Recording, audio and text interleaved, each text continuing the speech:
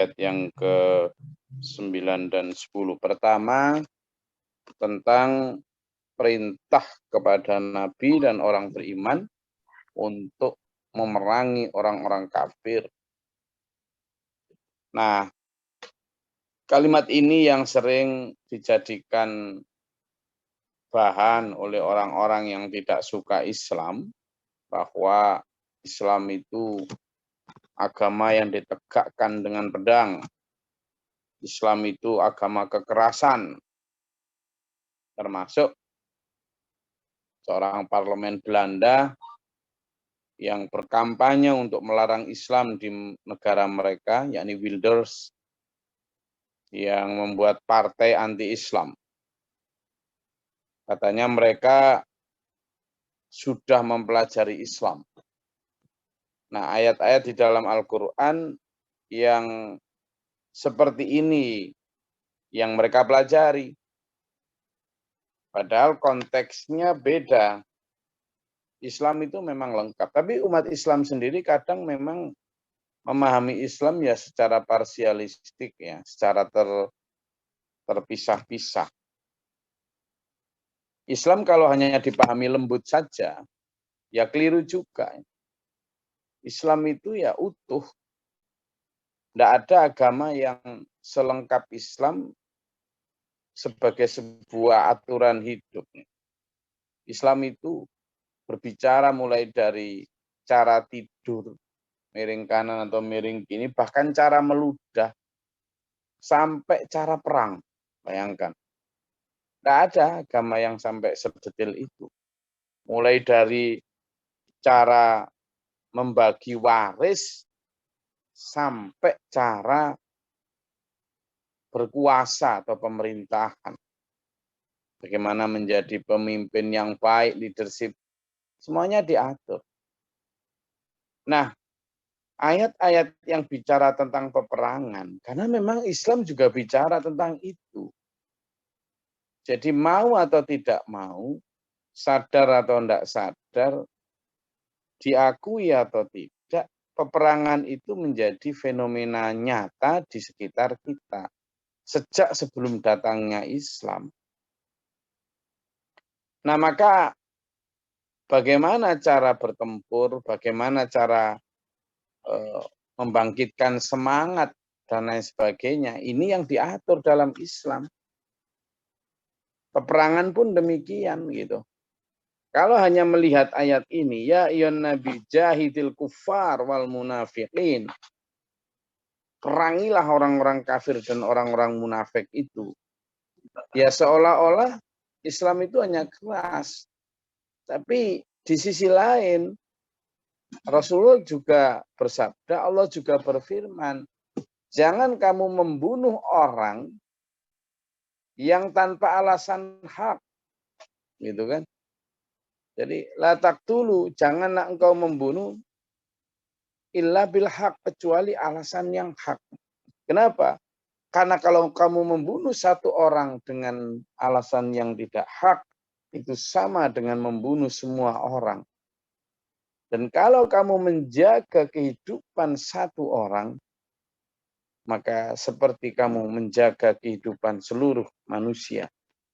Nah, itu kan ajaran yang luar biasa, memperhatikan HAM, gitu kan? Ya, ini hak hidup.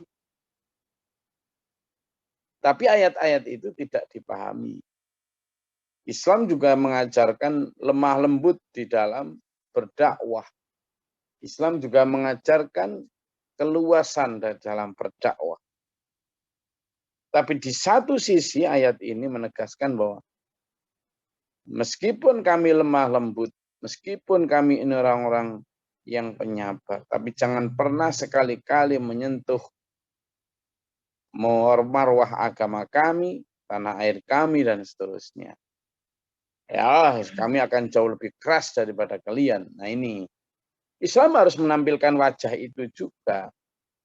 Nah, umat Islam sekarang itu demi kata toleransi, demi kata moderasi, seringkali kemudian tidak menampilkan Islam apa adanya. Islam yang dua sisi tadi. Islam yang lemah lembut, Islam yang mau'izatul hasanah, Tetapi jika disentuh tentang marwah agama dan marwah bangsa ini manusia, ya jangan macam-macam. Jadi makanya perangnya Rasulullah itu adalah perang defense, pertahanan, bukan perang strike atau preemptive strike, bukan. Tapi pertahanan. Pertahanan. Maka ketika ada orang ingin menyerang Madinah, oh ya malah diusir dengan keras. Masa ada orang kafir Mekah misalnya datang ke Madinah, lalu ya kita ini harus toleransi, janganlah begitu. Nah, mereka membunuh orang tiap hari terus kita harus Islam itu lemah lembut, tidak mengajarkan kekerasan.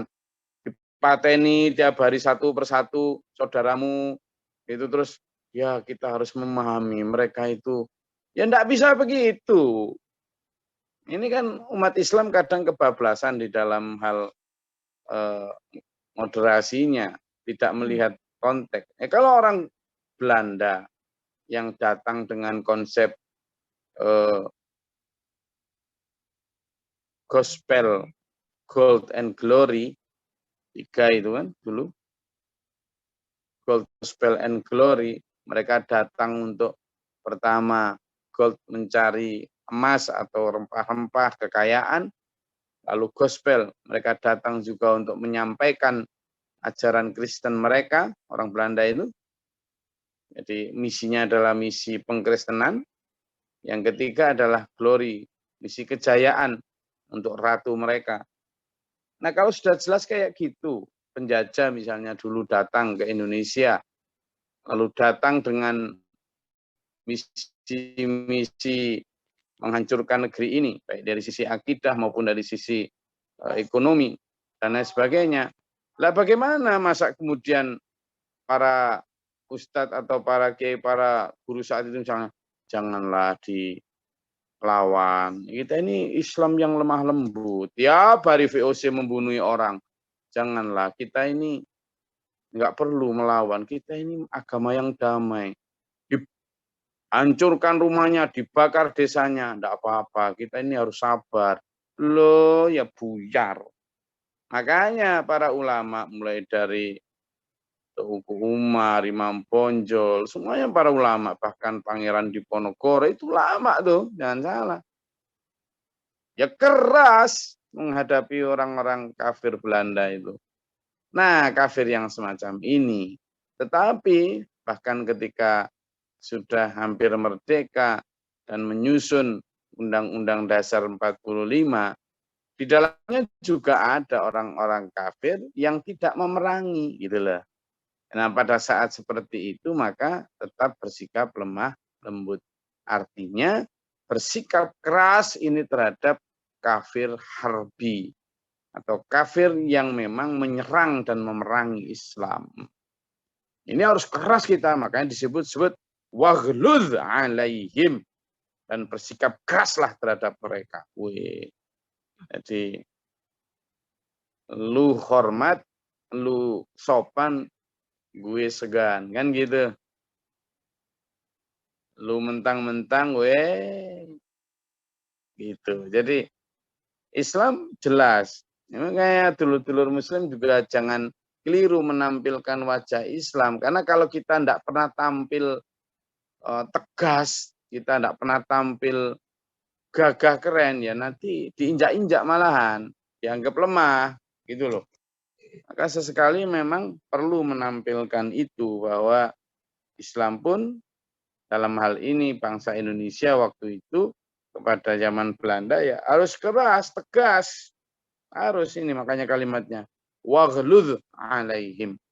Tapi kepada mereka kafir yang zimmi, kepada kafir yang tidak memerangi Islam, hanya mereka memang memilih jalan yang berbeda, akidah yang berbeda, ya kita tetap bermuamalah dengan baik, tidak ada hal-hal yang lain, gitu ya. Nah, di ayat ini kenapa? Karena jika engkau memerangi mereka, percayalah kalian yang menang, kata Allah. Kenapa? Wa ma'wahum jahannam.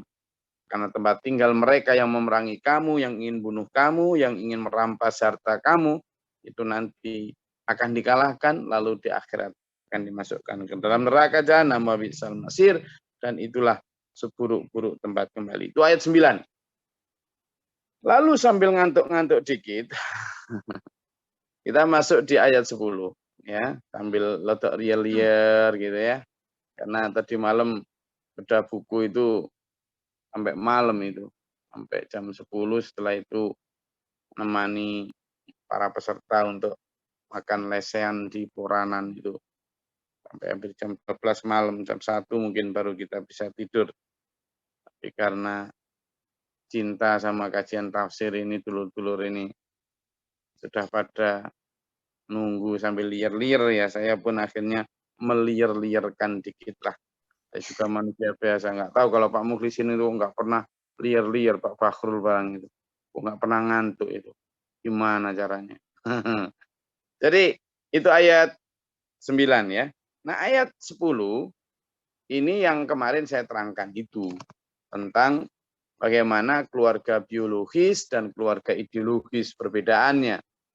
Di mana keluarga biologis, keluarga yang ditentukan oleh hubungan-hubungan pernikahan, kekerabatan, pertalian darah.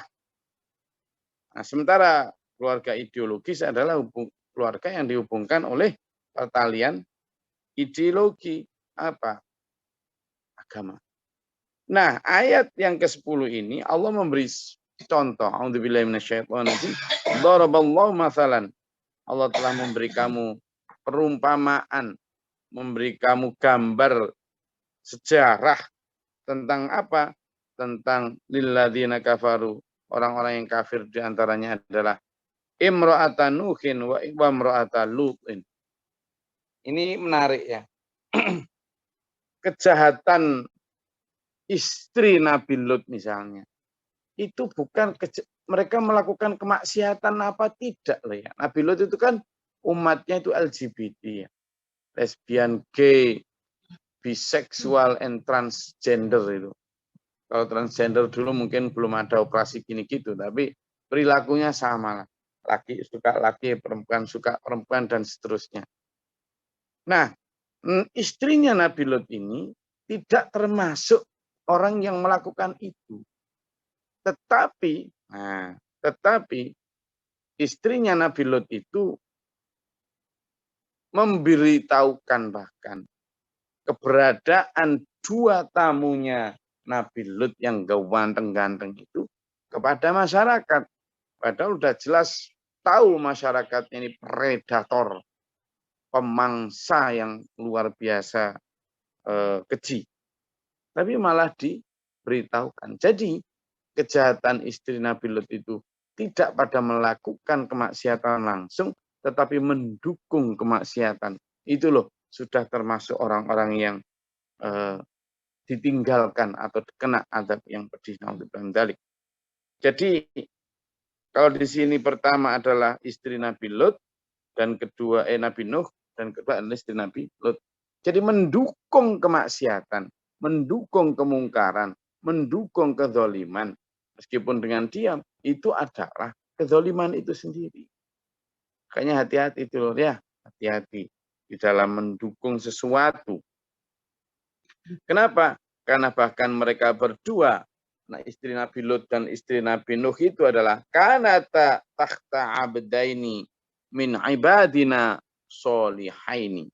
Padahal mereka berdua itu ada dalam bimbingan, pengawasan, bukan hanya istri tapi juga santri. Santrinya Nabi Lut maupun santrinya Nabi Nuh. Tetapi ketika kemudian hanya karena satu atau dua hal lalu berkhianat, maka di sini disebut fakhonatahuma, maka keduanya berkhianat kepada suami mereka. Sudah dilarang ini dan sebagainya, tapi masih melakukan itu. Ternyata istrinya Nabi Nuh juga kena ya azab. Berarti keluarganya Nabi Nuh yang kena azab itu dua, yakni istri dan anaknya. Padahal mereka sudah di dalam pengawasan hamba Allah yang mulia, tapi tetap khonatahuma. Mereka berkhianat falam yughniya, maka Nabi pun, baik Nabi Nuh maupun Nabi Lut, tidak bisa, tidak mampu memberikan bantuan keselamatan ketika nanti siksa Allah datang.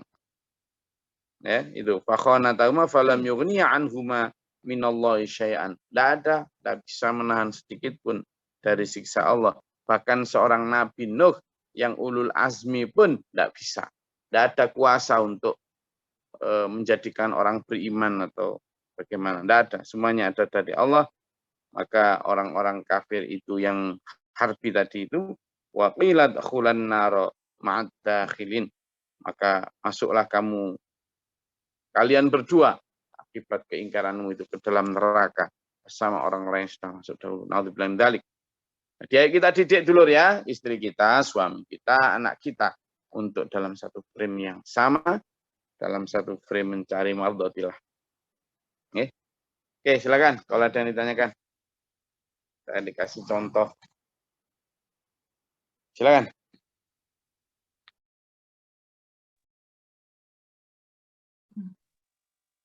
Silakan Pak ya. Assalamualaikum warahmatullahi wabarakatuh. Waalaikumsalam warahmatullahi wabarakatuh. Dia nggak ngantuk, Gus? Iya, saya kalau Pak Ian yang bicara, saya jadi melek ini. Iyalah. Ayat 9 surat At-Tahrim itu kan wahai Nabi, Gus ya. Itu kan kalimatnya kalimat perintah ya. Apakah itu berlaku juga sampai sekarang untuk kita ini gitu. Soalnya ayat-ayat seperti ini mungkin itu sudah jarang ya ditemukan di dalam khutbah, di dalam pengajian mungkin sangat jarang sekali untuk sekarang itu. Mungkin kalaupun ada yang berani nanti akan dicolek itu. Jangan seperti itu karena ada ayat-ayat lain yang selain itu bahwa Islam itu rahmatan lil alamin.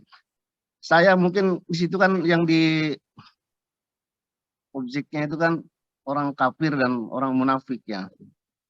Mungkin kalau ada orang kafir yang Islam menyerang ataupun berstatement, saya yakin itu semua orang lah, seorang muslim tuh akan dikatakan itu menistakan agama gitu. Nah, tapi manakala orang munafik itu, orang munafik kan orang Islam itu. Nah, sekarang kan bukan menyerang itu, Gus. Tapi kan berstatement, Gus. Berstatement atau berpendapat bahwa ini itu begitu. Salah satu misalnya bahwa misalnya jilbab misalnya itu kan ada yang di Kalimantan itu yang berstatement bahwa di antara sekian itunya itu tidak ada satupun yang berjilbab yang menutup kepala. Itu kan walaupun setelah tidak vulgar itu menganggap bahwa orang-orang berjilbab itu rata-rata bodoh gitu loh. Sehingga takutnya ini kan dijadikan apa ya? Dijadikan acuan gitu loh. Jadikan acuan sehingga yang seperti ini bisa aja diikuti itu. Nah, itu kan menyerang juga namanya itu.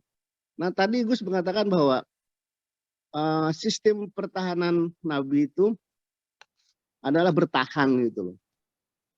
Tapi kan pertahanan yang terbaik itu adalah menyerang, Gus. Nah, apakah kita juga harus menyerang terhadap statement-statement seperti itu gitu loh, Gus? Maksudnya apakah cukup diam aja, apakah karena ya itu kan semua statement itu kan hanya pendapat dan sah-sah saja orang berpendapat seperti itu kan, kita kan negara demokrasi gitu. Nah, jadi kembali ke sistem pertahanan tadi, apakah cukup kita menyerang karena bertahan itu menyerang karena diserang, atau kita juga harus menyerang gitu. Karena pertahanan yang terbaik itu adalah menyerang gitu. Oke, assalamualaikum warahmatullahi wabarakatuh.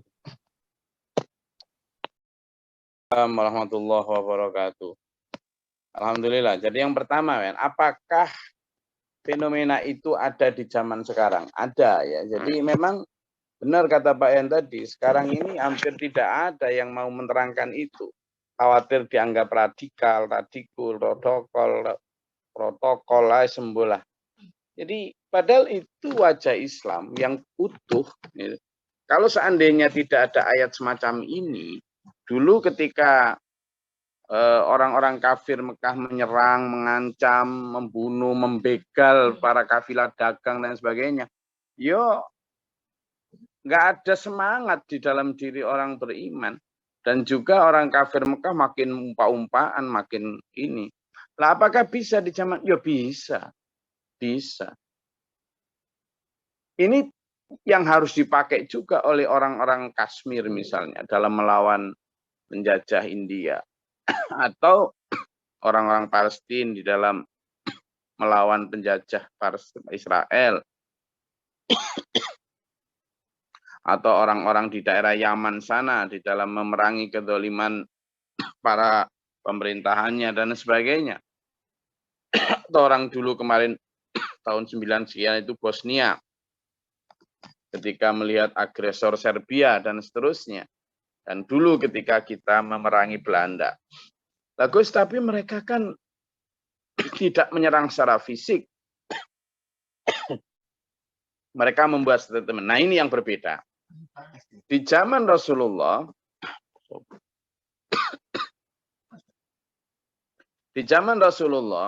Rasulullah tidak pernah membalas ucapan sejahat apapun dengan kekerasan. Tidak. Rasulullah hanya membalas kekerasan itu jika mereka melakukan kekerasan. Jadi ayatnya banyak di dalam Al-Quran. Bagaimana mereka mengucapkan kata-kata yang jelek, yang menyerang akidah Islam, yang bahkan mempertanyakan validitas ketuhanan Islam, dan seterusnya. Tapi secara luar biasa cerdas, Rasulullah memberikan bantahan juga lewat lisan. Kalau mereka menyerangnya lewat lisan. Tidak ada yang di masa lalu itu menyerangnya lewat lisan, lalu dibalas Rasul dengan pedang, tidak ada. Tidak ada gitu. Nah, sehingga sikap keras ketika mereka menghina atau ini kepada kita, yaitu tadi ada dua cara. Cara yang pertama adalah dengan kita jawab lewat lisan juga, karena mereka pakai media, ya kita jawab lewat media sosial, itu arahnya ke sana. Jadi karena perang sekarang itu, jahidil kufar ini, perangilah itu. Kalau di zaman dulu, pedang ya dengan pedang. Di zaman Belanda, tembak ya dengan tembak. Itu perang fisik, jika mereka memang menyerang fisik. Tapi jika mereka menyerangnya, menyerang ideologi, dengan ucapan, dengan kata, dengan tulisan, maka kita pun keras di dalam merangi mereka, tegas. Itu ya lewat ucapan, kata, misi, media sosial, dan seterusnya. Sehingga ayat itu tetap berlaku, wahananya yang berbeda. Tetapi beda lagi kalau benar-benar mereka kemudian Belanda terang-terangan misalnya mau membanjajah lagi, ya harus dengan keras. Loh, tapi di khutbah-khutbah nggak ada ya. Di zaman Belanda dulu juga begitu, sama. Tidak semua kiai dan ustadz berani mengungkapkan kejahatan Belanda. Orang-orang yang berani mengungkapkan kejahatan Belanda ya kemudian diburu, ditangkap, dianggap radikal dan sebagainya. Zaman dulu ya begitu ya. Nah, sekarang pun demikian kalau sampean misalnya tidak sampai perang fisik, tidak ada nembak, tidak ada ngebom, tidak ada apa. Tapi keterangan yang jelas yang membongkar rahasia setan itu juga akan dimusuhi dan disingkirkan itu. Sehingga tetap ada, Pak, ya, ayat ini juga tetap berlaku sampai nanti. Cuma memang ya lagi-lagi itu tadi kekuatan iman para pelaksana ayat ini yang sangat dibutuhkan itu. Ya, kekuatan bagaimana umat Islam sekarang itu memiliki satu dignity, marwah, ya, sangat dibutuhkan. Sehingga jahidil kufar ini sekarang ya satu diantaranya melalui media sosial itu. Karena mereka perangnya juga sudah melakukan, ini disebut ada perang yang disebut perang asimetris. Apa, Pak? Perang asimetris. Perangnya itu sudah nggak face to face ya. Nggak langsung muka dengan muka. Nggak seperti zaman dulu. Perangnya itu memakai proksi-proksi.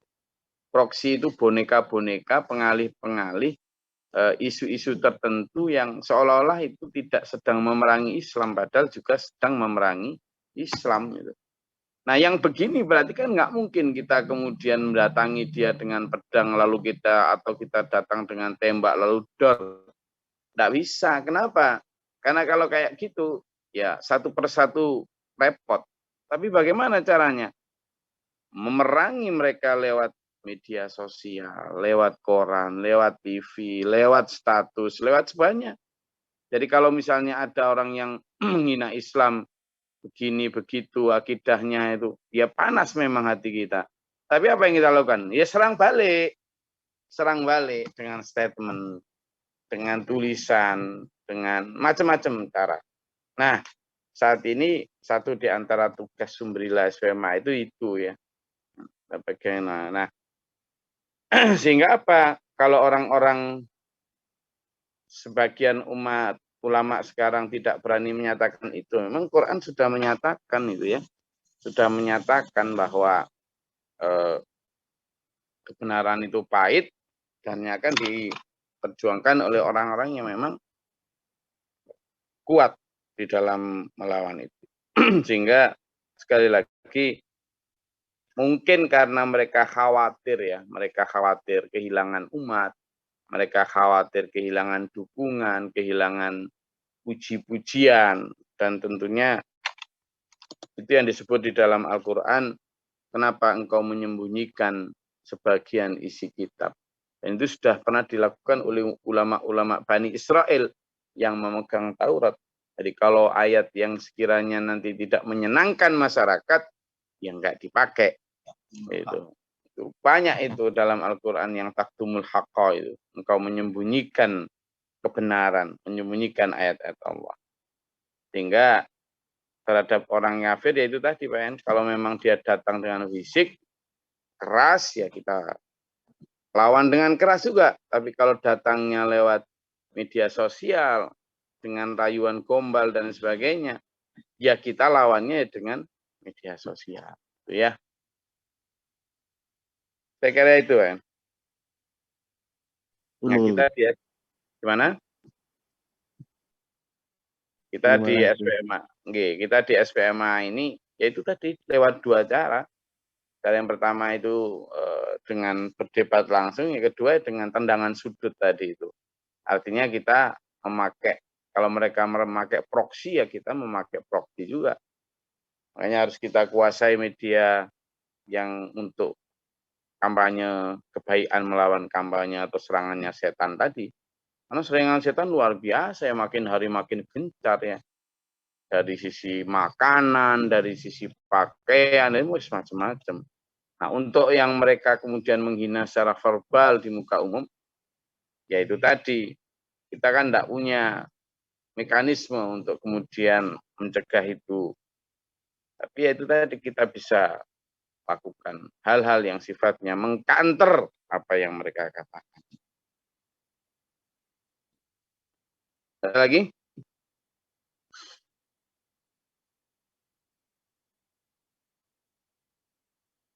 Oke, kalau tidak ada, saya dua hal ya dari ayat 9 tadi yang diperjelas dengan pertanyaan-pertanyaan tadi bahwa jahidil kufar itu masih ada sampai sekarang. Tapi kalau diterangkan lebih luas lagi, kafir yang seperti apa? Nah itu juga menjadi pertanyaan. Tapi kalau kafir harbi sudah jelas seluruh jumhur ulama membolehkan untuk memerangi mereka ya.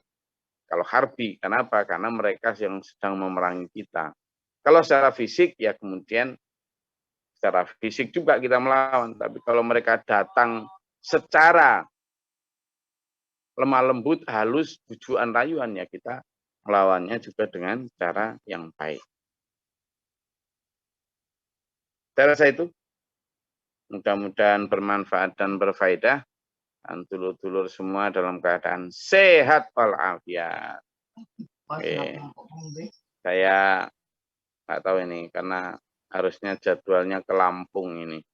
Nanti tolong yang ini daerah Jambi, daerah Lampung, kemudian daerah Sumatera, tolong setelah ngaji ini jangan live dulu ya, kita mau ngobrol sebentar untuk jadwal pelatihan area Sumatera. Nggih. Mudah-mudahan Allah merahmati kita. Terus nanti ada? Gimana Pak Wid? Jogja, kan betul. Lalu Jogja nggak ngajukan. No. Kemarin yang Kalimantan dapat 2 pelatihan strategi dakwah dan pelatihan atau workshop manajemen keluarga versi Nabi. Nggak tahu ini yang Sumatera ini sekalian karena saya ada agenda di Sumatera, maksud saya sekalian nanti saya bahas untuk pelatihannya, apakah difokuskan di Lampung atau di Jambinya. Ini mumpung saya juga agak ngantuk-ngantuk dikit, biar sekalian melek gitu loh. Apalagi tadi sudah disuntik sama Pak Yayan, itu seneng itu. Hal-hal yang harus tegas dan jelas ya. Terutama tegas dan jelas ya. Kalau keras bisa berkonotasi macam-macam, tapi kalau tegas dan jelas ini memang diperlukan kita untuk wakul ja'al haq. Jadi ketika datang kebenaran ya wajahkol batil akan hancur. Dan itu ya dimulai dari ketegasan kita untuk menyatakan yang putih adalah putih, yang hitam adalah hitam. Jangan terlalu sering di abu-abu. Ini manusia terlalu sering di abu-abu ini. Makanya kita Islam ini harus jelas. Ini putih, ini hitam. Gitu. Sehingga anak turun kita, umat ini juga jelas mendapatkan pencerahan. Semoga Allah merahmati, meridai, menuntun kita selalu dengan ampunan, hidayah, rahmat, dan barakah serta pelindungannya. Sehingga kita insya Allah dalam siratal mustaqim ini ila akhir hayat husnul khatimah. Amin. Allahumma sholli wa sallim barik ala sayyidina. Allahumma fil lil mu'minin wa mu'minat wal muslimin muslimat al Allahumma hdina fi man hadayta wa afina fi man afayta wa lana anta walid wa barik lana fi ma atayta wa qina syarra ma qadayta wa innaka taqdi. Astaghfiruka wa atubu ilaika wa sallallahu alaihi wasallam. Allahumma daf'ana al-bala wal waba wa dil hasdin min al-jinn wa syaitan wa kufara rabbana natina wa lina. Allahumma arfa' darajatana fi dunya. Rabbana man faktubna ma syahidin rabbana la tuzigh qulubana ba'da idh anta maulana fansuna min kafirin rabbi a'udzu bika min hamazati syaitan wa a'udzu bika rabbi yahdurun. Rabbana atina fid dunya hasanah wa fil akhirati hasanah wa qina adzabannar. Rabbana afrigh lana sabra wa sabina. Alhamdulillahi rabbil alamin. Wassalamualaikum warahmatullahi wabarakatuh. Assalamualaikum warahmatullahi wabarakatuh. Warhamna bil Qur'an. Imaman wa nuran.